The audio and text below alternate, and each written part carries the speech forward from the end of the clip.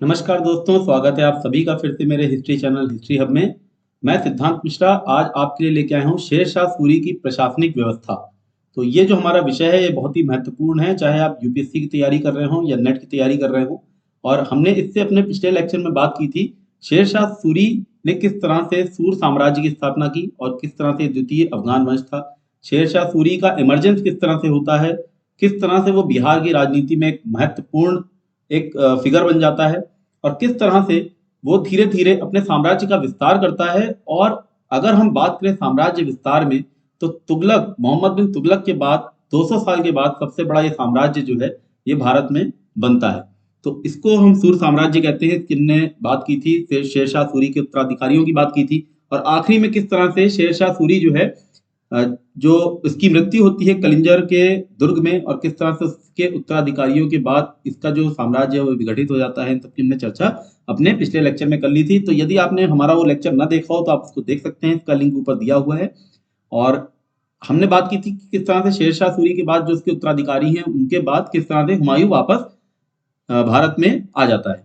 तो शेरशाह सूरी के जो प्रशासनिक व्यवस्था है आज हम उसकी बात करेंगे, डिटेल में उसकी चर्चा करेंगे।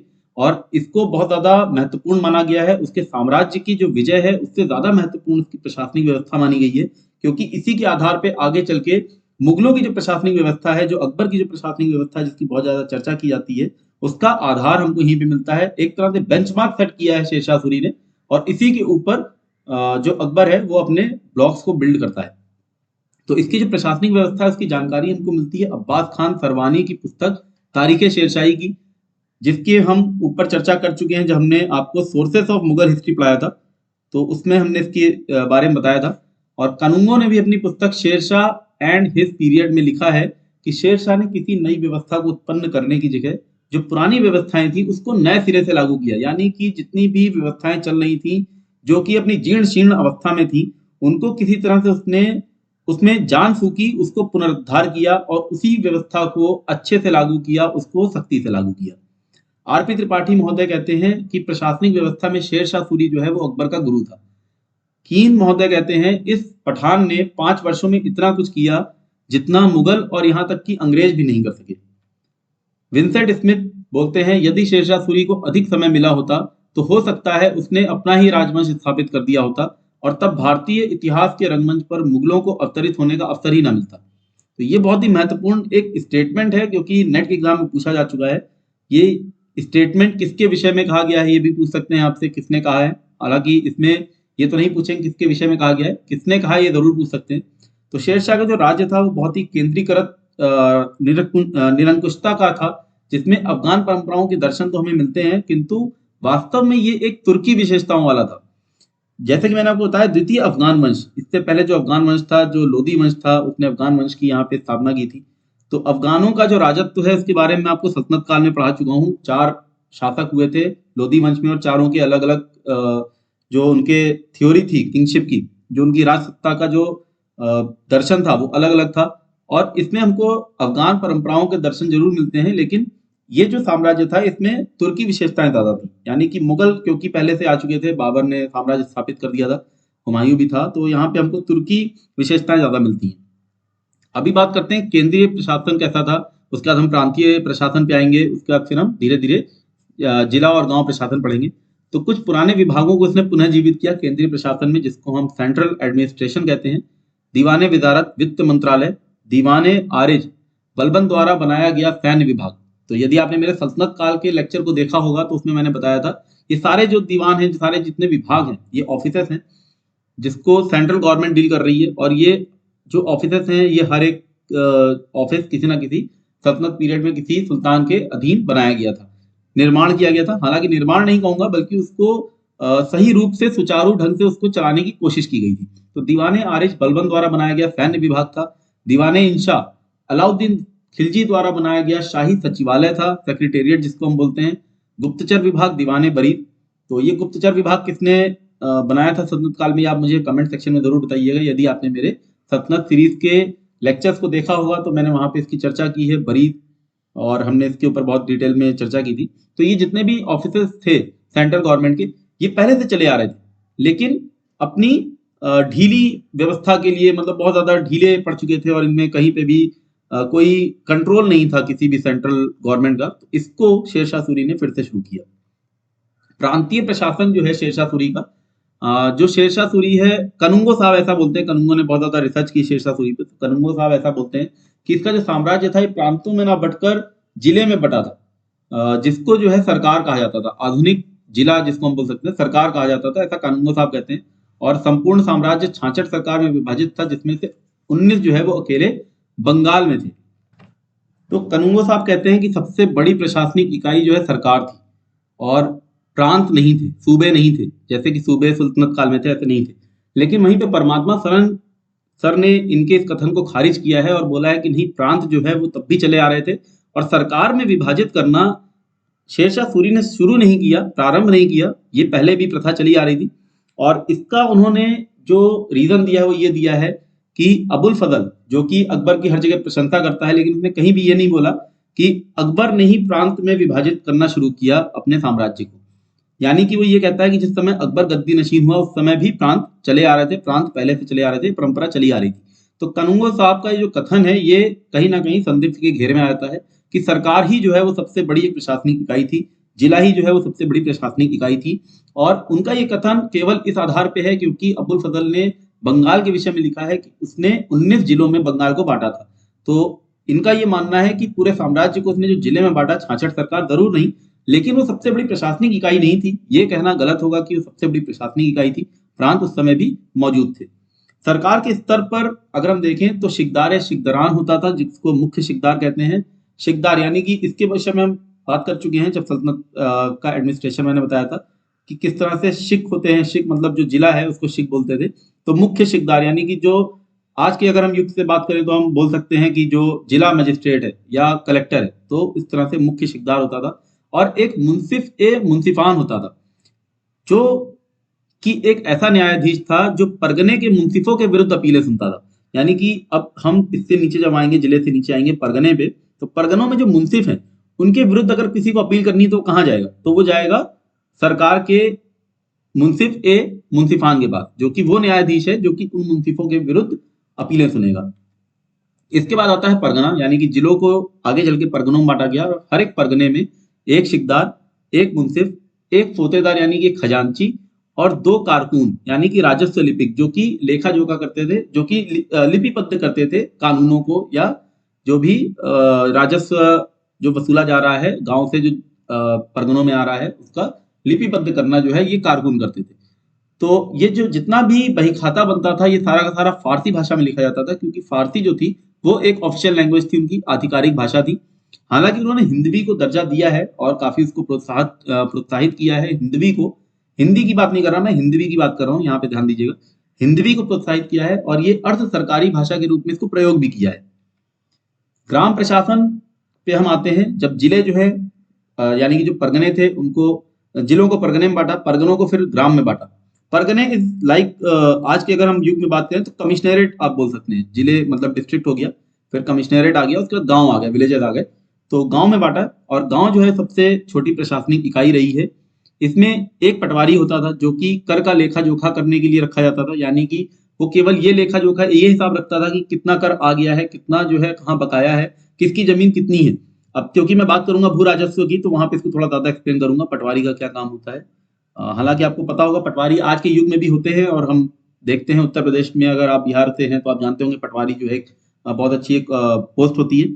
और गांव में एक मुकद्दम होता था जो कि गांव से जितना भी राजस्व वसूला जाता था उसको वसूल कर शासन को सौंपता था, यानी कि वो परगने को देता था, परगने फिर जिले को देते थे, और जिले जो है वो सेंट्रल गवर्नमेंट का जो दीवाने विजारत है वहां पे उसको पहुंचाता था।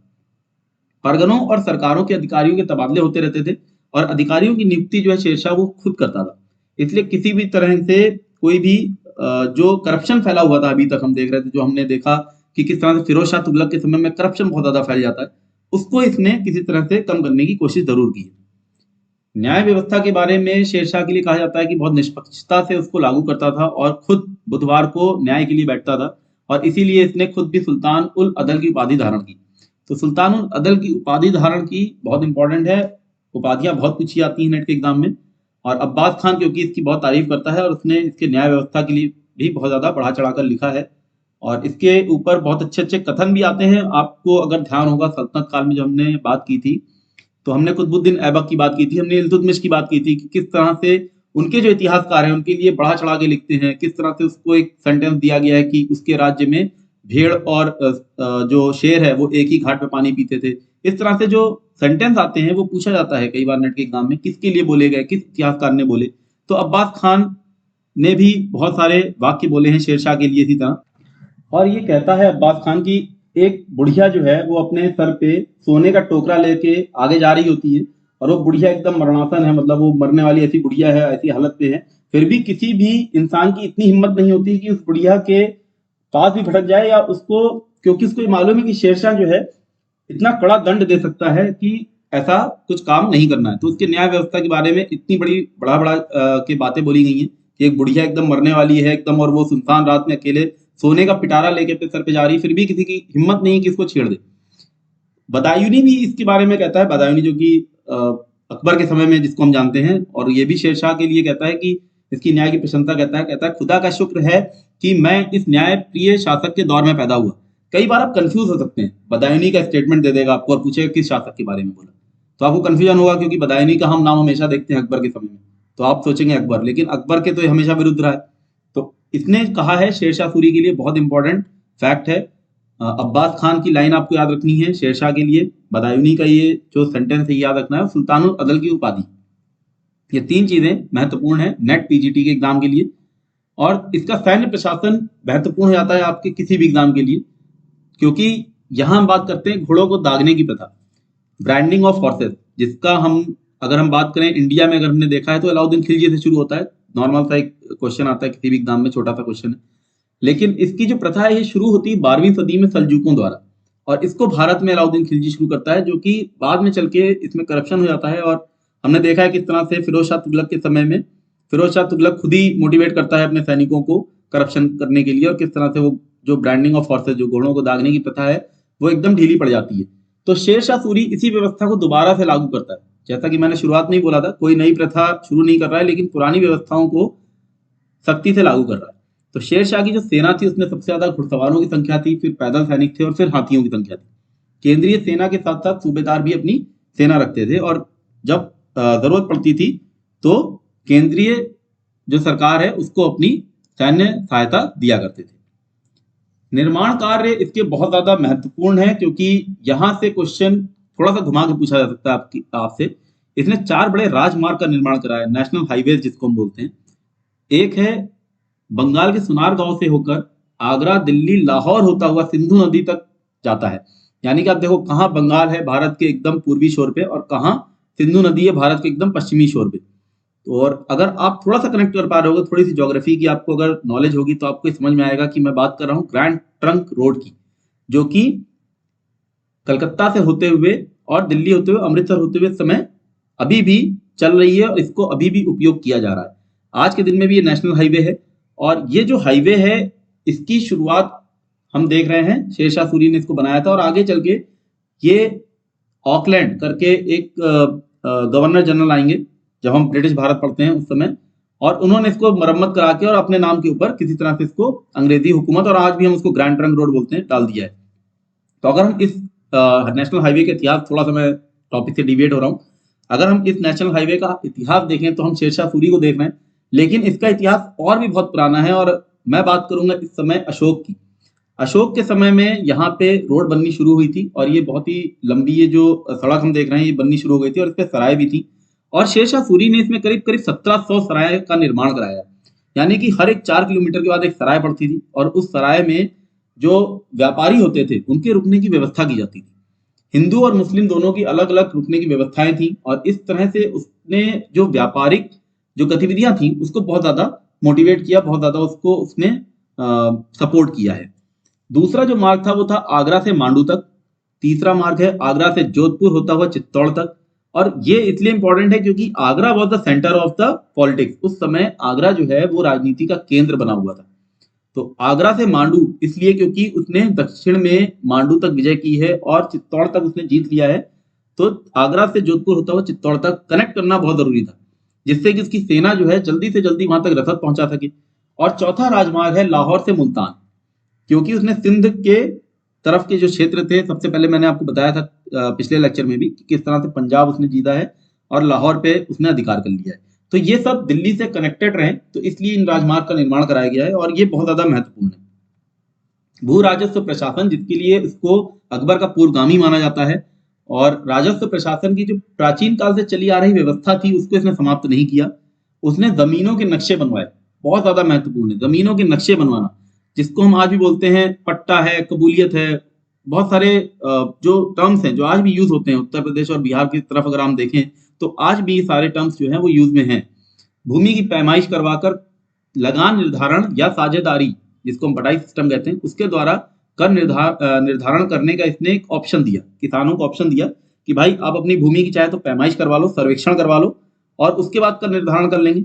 मतलब भूमि का सर्वेक्षण का मतलब है इन डिटेल, मतलब एकदम डेप्थ में जाके भूमि का जो सर्वे है, सर्वेक्षण जो होगा, उसमें ये चीज सामने आएगी कि ये भूमि कितनी ज्यादा खेती के लिए उपयोगी है, क्या उसमें इरिगेशन फैसिलिटीज हैं या नहीं है, और किस तरह की फसल वहां पे जो है वो उगाई जा सकती है, या कितना ज्यादा उसमें जो है फसल उसका हमको आउटपुट मिलेगा। तो उसके हिसाब से ही कर निर्धारण होगा। ऐसा नहीं कि मान लो आपके पास 1 गज की भूमि है लेकिन वो केवल हमको 1 किलो ही अनाज दे रही है, और दूसरी एक भूमि है वो भी 1 गज की है लेकिन वो हमको 10 किलो अनाज दे रही है। तो कर का जो निर्धारण है वो भूमि के साइज के ऊपर नहीं होगा, बल्कि उसके अंदर कितना हमको आउटपुट मिल रहा है, कितनी वो यील्डिंग दे रही है, कितना वो हमको अनाज उगा के दे रही है, उसके आधार पे होगा। तो क्या उसको, उस भूमि को सरकार ने सिंचाई की जो सुविधा है वो मुहैया करा रखी है? अगर करा रखी है तो कर ज्यादा लेंगे, अगर नहीं करा रखी तो कम लेंगे। तो इस तरह का उसने कुछ बंदोबस्त बनाया। दूसरा, जो बटाई सिस्टम जो चला रहा था, जो बटाई व्यवस्था थी, जिसको हम अभी मैं आगे बात करूंगा। बटाई व्यवस्था यानी कि राज्य का हिस्सा, जो फसल उग रही है उसमें राज्य अपना हिस्सा जो है बता देता था, इतना हिस्सा राज्य का है। तो ये सब उसने इसलिए किया क्योंकि वो बिचौलियों पर नियंत्रण करना चाहता था, और उसने एक जगह कहा भी है कि बिचौलियों के बारे में कि ये शरारती लोग अपने खजाने से कभी पैसा खर्च नहीं करते और अपने अधीन रहने वाले कमजोर और गरीब किसानों से बलपूर्वक धन लेते हैं। भूमि मापन के लिए उसने गजे सिकंदरी का प्रयोग किया, जो कि सिकंदर लोदी के समय में जिसका जो है इन्वेंशन कह सकते हैं हम, किया गया था। और बटाई व्यवस्था से कर निर्धारण के लिए उसने खेत, लंक और रास बटाई, जो कि पुरानी व्यवस्था थी, उसको चलने दिया। अब ये बटाई सिस्टम क्या है मैं आपको फिर से बता देता हूँ, हालांकि मैंने इसको सल्तनत काल में जब आपको पढ़ाया था तब ये बहुत अच्छे से बताया था। तो ये 3 तरह के प्रथा होती थी। जैसे आपका खेत बटाई है, खेत बटाई का मतलब है कि आपका खेत देखा और उसमें उस खेत को देख के हमने हिस्सा तय कर लिया। आपकी फसल उग रही है खेत में, तो खेत में जितनी फसल है उससे हमने हिस्सा तय कर लिया कि भाई इतनी फसल है और इसमें से इतना फसल का हिस्सा जो है वो राज्य का होगा, इतना हिस्सा जो है वो आपका होगा। लंक बटाई क्या होता है कि जब वो फसल कट गई और खलियान में आ गई, यानी कि आपके जो धान थे, अभी धान नहीं बना, अभी वो खलियान में है, मगर उसमें से अभी तक अनाज नहीं निकाला गया है। खलियान में मान लीजिए आपके पास बड़े से गट्ठर लगे हुए हैं 4, उसमें से राज्य ने बोल दिया कि भाई हमारा हिस्सा इतना है लगान के रूप में। इसके बाद होता है रास बटाई, जब हमने खलियान में से धान निकाल लिया, यानी कि जो उसके सीड्स थे, जो एक्चुअल, जो मान लिया गेहूं अगर उगा रहे हैं तो एक्चुअल जो गेहूं निकाल लिया बालियों में से, उसके बाद उस गेहूं का जो गट्ठर बनाया गया उसको 3 हिस्से में बांटा और बोला एक हिस्सा राज्य का हो जाएगा लगान के रूप में और 2 हिस्से आपके। तो उसने जो लगान लगाया वो 1/3 था बाकी सभी जगह, लेकिन मुल्तान में 1/4 था। और ये जो लगान है ये नगद भी वसूला जाता था और अनाज में भी लिया जाता था। लेकिन जो जल्दी खराब होने वाली फसल थी उसका लगान नगद में लिया जाता था। क्यों? क्योंकि अगर उसका भंडारण करेगा सरकार में, अपने अगर गोडाउन में उसका भंडारण करेगा तो खराब हो जाएगी, तो उसका जो लगान था वो नगद में लिया जाता था और उन फसलों को जल्दी जल्दी जो मार्केट है उसमें बिकवा दिया जाता था। इसके अलावा फसल दरों की सूची बनवाई, यानी कि कितना रेट होना चाहिए हर एक फसल का, उसकी एक सूची बनवाई, लिस्ट बनवाई, जिसको रई बोला। और ये रई बहुत महत्वपूर्ण है। जब हम अकबर के प्रशासन की बात करेंगे तो ये रई जो टर्म है बहुत ज्यादा यूज होगा। और एक टर्म है जमा और एक टर्म है हासिल, इसका भी बहुत ज्यादा हम इस्तेमाल करने वाले हैं। जमा और हासिल, जमा मतलब कर का निर्धारण, कितना कर मुझे वसूलना है वो जमा है, और हासिल यानी कि एक्चुअल कितना मिला वो हासिल हो गया। दौलत शेरशाही से पता चलता है भूमि मापन का कार्य अहमद खान को दिया गया था। पट्टा कबूलियत शुरू करने वाला शेरशाह पहला शासक था। पट्टा और कबूलियत, कबूलियत मतलब एक तरह का कॉन्ट्रैक्ट है, पट्टा और कबूलियत एक तरह का कॉन्ट्रैक्ट है। तो किसान से कबूलियत लिखवा लिया जाता था, यानी कि किसान कबूल कर ले, मान ले कि वो कितना कर जो है वो देने वाला है, और उतना ही कर उससे लिया जाता था, उसके ही अकॉर्डिंग उसको पट्टा कर दिया जाता था। मतलब ये जमीन जो है उसके नाम एक तरह से जब तक वो इस कबूलियत को मानता रहेगा तब तक उसके नाम पट्टा रहेगा। तो हम आज भी बोलते हैं ना कि तुमने पट्टा करा लिया है क्या इस जगह का, पट्टा करा लिया मतलब अपने नाम लिखा लिया एक तरह से फॉर दैट टाइम पीरियड, जब तक आप इस कबूलियत को मान रहे हो, जब तक आप इतना कर दे रहे हो, तब तक ये जमीन आपकी है। तो भू कर के अलावा और भी कर लिए जाते थे जो निश्चयी अनाज के रूप में लिए जाते थे, जिसका जो भंडारण है वो सरकारी संग्रह घरों में होता था। तो कौन कौन से कर थे? सबसे पहला था जरीमाना, भू सर्वेक्षण शुल्क, यानी कि जब भू सर्वेक्षण कर रहा है, भू सर्वेक्षण अगर आप करवा रहे हो तो 2.5% आपको देना पड़ेगा जरीमाना। और जो बंदा कर वसूल रहा है उसकी फीस के लिए, उसकी सैलरी के लिए आपको 5% महासिलाना देना पड़ेगा। तो कई बार टर्म पूछे जाते हैं, जरीमाना क्या है, महासिलाना क्या है, और विपदा कर जो है वो भी 2.5% था। तो इस तरह से कई तरह के कर लिए जाते थे और ये उसकी पूरी की पूरी भू राजस्व प्रशासन था। मुद्रा प्रणाली पे आते हैं, उसकी बहुत ज्यादा इसलिए महत्वपूर्ण है कि केवल एक मुद्रा के लिए बहुत ज्यादा महत्वपूर्ण है, रुपया। चांदी का रुपया उसने शुरू किया था जो कि 180 ग्राम का था, और ये जो चांदी का रुपया उसने 540 ईस्वी में शुरू किया, ये 1835 तक, जब तक ब्रिटिश ईस्ट इंडिया कंपनी यहाँ पे शासन करती रही 1835 तक, तब तक ये प्रचलित रहा। और इसके अलावा इसने सोने का सिक्का चलाया जिसका नाम है अशरफ, और तांबे का दाम इसने चलाया। तो जो कॉमन यूज में जो मुद्रा थी वो थी दाम, कॉपर, तांबे का था दाम, और ये दाम आगे चल के अकबर के समय में बहुत ज्यादा महत्वपूर्ण हो जाता है। और यही कॉमन जो पीपल थे, जो कॉमन मार्केट थी, उसमें यही ज्यादा चलता था। मुद्राओं में इसने मिश्रित धातु की मुद्रा की जगह शुद्ध सोने, चांदी और तांबे की मुद्रा चलवाई, यानी कि जो मिश्रित धातु की मुद्रा चल रही थी उसको बंद करवा दिया। आकार और तौल भी निश्चित करवाई, यानी यहाँ पे भी स्टैंडर्डाइजेशन किया इसने। तो इसका जो शासन है वो स्टैंडर्डाइजेशन के लिए, यानी कि जो हमारा एक निश्चित आकार में होना चाहिए, निश्चित तौल में सब चीजें होनी चाहिए, उसके लिए ज्यादा जाना जाता है। तो ये मेरा आज का लेक्चर था, उम्मीद करता हूँ आपको पसंद आया होगा। अब हम इसके आगे पढ़ने वाले हैं हमारी, क्योंकि ये मुगल श्रृंखला चल रही है और हमने हुमायूं, शेरशाह सूरी क्योंकि बीच में आता है, पढ़ लिया है। अब हम आगे अकबर के साथ इस श्रृंखला को कंटिन्यू रखेंगे। तो मिलता हूँ आपसे अपने अगले लेक्चर में, तब तक के लिए धन्यवाद।